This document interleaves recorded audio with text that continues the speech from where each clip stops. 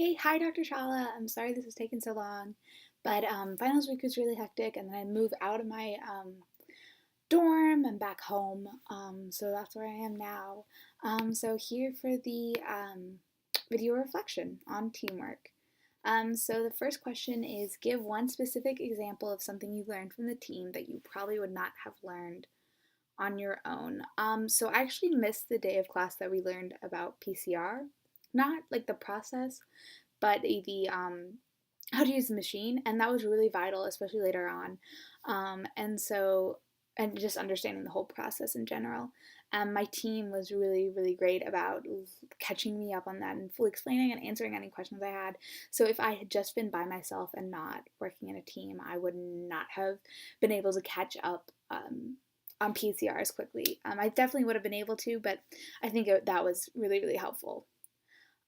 So number two, reflect on where the project is now. How has working as a team influenced the direction, understanding, and interpretation of your project? So the project right now, we ended up with knowing, which cells resulted in, genes resulted in phenotypes and which didn't. But the ones that didn't, I think there were two or three that didn't have phenotypes. Those we can't definitely say that they don't show phenotypes just because there were probably errors in our things that were shown by the IVAs that they just didn't have enzymes that worked, not necessarily that their phenotypes that gene being deleted causes phenotypes. So the next step would definitely be to redo the whole project in order to see, are these phenotypes true? And even if there wasn't any error, you'd still want to do that with a different cohort just to make sure that your results are verifiable and reproducible, because that is like one of the most important things with research, is to have those two things. Without error. But there was definitely error with this project.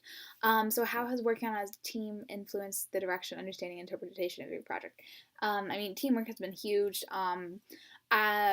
We started off doing one gene and working with like your members on the team. They might have different like insights and things, and you learn that. But then I think teamwork was from different perspectives was really stressed during the poster creation, because we'd each worked on different genes. So like I knew a lot about FOP, which is my gene, but I didn't know hardly anything about the other groups or like what their problems had been throughout the project, or like anything like that. Like one of the groups had like 7 genes, and I didn't even really know that was happening during the project. And then when we got to the poster presentation, like compiling all that data was really helpful, and like seeing everyone else's. So teamwork was invaluable at that point, just because we only like there was such differential of knowledge between everyone that like being able to talk to people and be like, okay, well, what have you done this whole time? Because we're doing the same process, but it's not like the exact same thing because we have different genes and different experiences. So that was really helpful, I think, in the end, and really helped me at least understand the project as a whole. And I think the breakdown of the presentations was also very helpful, because I knew the whole process, but I think having it broken down into like, this is all the phenotypic results, and this is all like the off-target score results, and this is all there was one project that was an overview of the whole project, and I think like being able to at the expo, going around and looking at all the posters and being like, oh yeah, I remember doing that. Oh yeah, that makes sense. Oh, and like looking at the project as a whole, but also in little parts. I don't know. That really helped me. So sorry, that might have been not exactly teamwork, but I think that's, as a class, like we were all kind of a big team. Like we had different teams at different points, but I think the whole time, like, we might not have always been talking to each other, but it was, oh, do you know how to do this? Oh, and so the whole time I think everybody was each other's teammates, as cheesy as that sounds. Identify a challenge you had working within the team this semester and how it was handled. So our group and I'm talking about the group for our gene, because that's the one we worked on mostly, we really didn't have any problems. We were all pretty good about doing our, like, being productive members of the team. We did have a problem with like meeting together outside of class to do like video reflections. So towards like the second part of the semester especially, we changed to doing like them by ourselves and then creating them together instead of before we met together. But it just got so hectic with schedule. So I think that was one thing that, we should have done it like right after class, but we just didn't think of that until like the last week. And then at that point, wasn't very helpful. But Another problem we had was like being effective like using our resources, because you typically, our group of four would each have like only one, buffer, and only one micropipette that's, a 10 microliter micropipette. And so we had problems like making sure that that was being used effectively, like making sure that, oh, if I need it, I'm using it, and making sure that we're sharing and things like that. But that was more a communication problem, and just being like, not telling them, so then they don't know someone's waiting, and just, having to be patient, which, is a skill that is sometimes hard. So number 4, through your experience working on teams this semester, what have you learned about communication? Well, I just kind of talked about that. I definitely learned that it's important to tell people what you need and to be clear if you don't understand something. Like, it's so much, like, there's so many things that can go wrong if you like think you like go through with only a partial understanding because you're afraid to ask.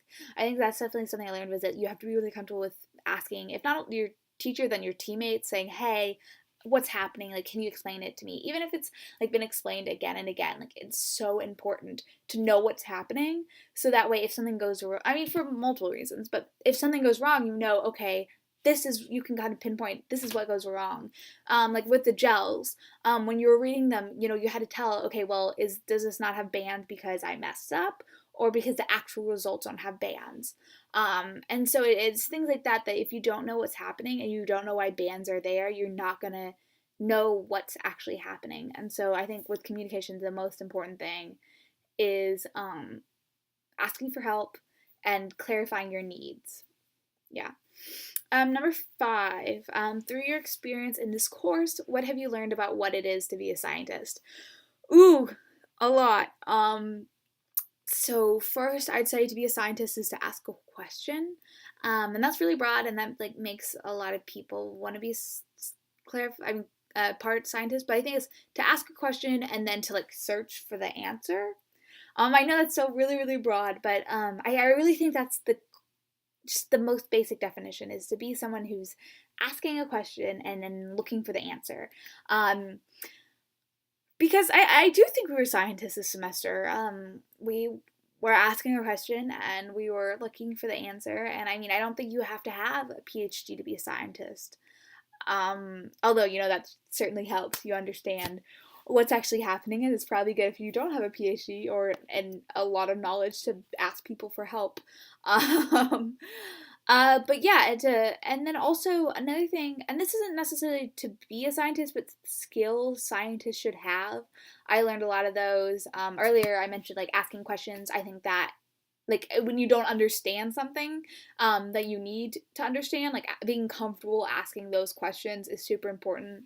Um, and then also focus. I think that has been something that I really like lacked at the beginning of the semester, and then like I don't know if I'm great at it now, but I think I've gotten a lot better at like when it's fine to talk in between, and like when you're waiting for the PCR machine and things like that, but like when you're pipetting something in, or when you're, writing your lab notebook, which that is definitely something I learned is so helpful, is like keeping up with a lab notebook.